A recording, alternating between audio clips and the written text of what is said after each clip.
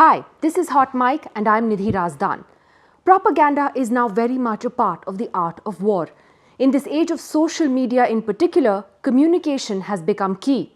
And in the Russia-Ukraine conflict, it is Ukraine's propaganda machinery that has emerged a winner, winning the hearts and minds of much of the world. The man who took charge of the messaging from day one was President Zelensky himself. When Russia invaded in late February, he first got rid of the stuffy tie and shirt and donned an olive green t-shirt similar to army fatigues. This has been his standard uniform in video appearances since then, even to the number of parliaments that he has addressed via video in other countries. Zelensky has effectively used social media and his own cell phone to record selfie videos and upload them for the world to see Ukraine's plight. He has helped Ukraine's PR drive like no one else.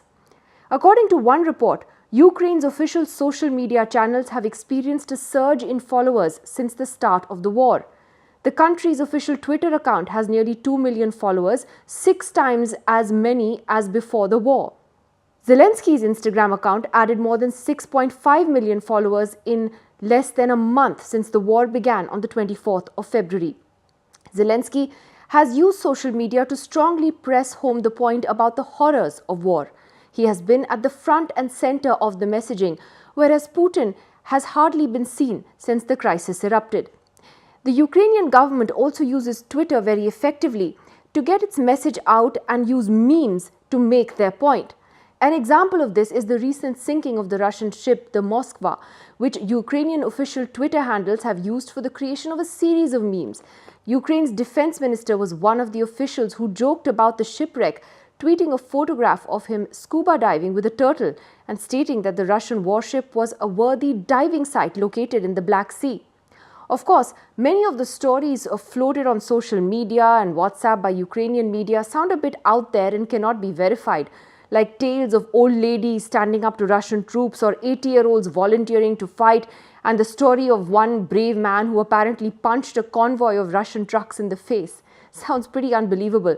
But experts say it's not even about the truth of the story any longer. The battle between a mighty Russia and the underdog Ukraine has clearly gripped the world. So what about the Russian narrative then? Well, not surprisingly, Putin is doing everything he can to control the messaging within his own country. And within his own country, he seems to be winning the propaganda war. A sanitized version of events on the ground is being presented to ordinary Russians. War casualties are really not being reported. Even the atrocities in Bucha, where images of hundreds of dead civilians shocked the world, have been presented by Russian media as fake images. In fact, on state media, anchors and writers say that the videos from Bucha are totally fake, and also in another contradictory claim, they say that these were atrocities committed by Ukrainian forces against their own people. Which is it? Is it fake, or are these atrocities committed by Ukrainian forces? State media also doesn't use the words war or invasion and does not mention Russia's bombing of Kyiv. By all accounts so far, Mr. Putin and the invasion, however, remain very popular in Russia. Even though there have been some voices of dissent, these have been quickly shut down. Thousands of protesters have been arrested over the last few weeks for saying that they don't believe in war. Russia has blocked social media sites like Facebook, Twitter and Instagram in order to prevent the messages from reaching their citizens, though some people are getting around the de facto ban simply by using VPNs like they do in China. According to the New York Times, an American data analytics company called FilterLabs.ai, which has been tracking Russian sentiment on the internet messaging boards and other online forums, says that it's measured growing anxiety among Russians about being called in to perhaps fight in the war as well as war casualties. But something else is also happening. Russian society that has largely believed the Russian official narrative has also become deeply polarized, so much so that those who do not support the war are being turned in by their own fellow citizens. The New York Times had a story last week about how a school teacher in Russia showed a positive video on YouTube to her 8th grade students, how Russian and Ukrainian children were singing songs together about a world without war, a world with peace. But days later, she was fined by the police who had received a video about what happened in the class from one of the students. The school ended up firing her for what they called immoral behavior. She was accused of discrediting Russia's armed forces. The same report talks about how students are turning in teachers and people are telling on their own neighbors.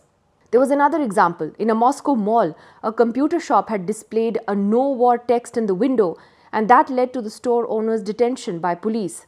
President Putin himself set the tone for this in a speech that he had made in mid-March, where he said that Russian society needed a self-purification in which people would distinguish true patriots from scum and traitors and simply spit them out like a fly that accidentally flew into their mouths. He literally said that. It essentially means that those citizens who do not report others will also be seen as suspect themselves. Meanwhile, a recent survey from the Levada Center, which is one of the only independent polling firms still operating in Russia, found that Putin's approval ratings have actually shot up since the start of the invasion.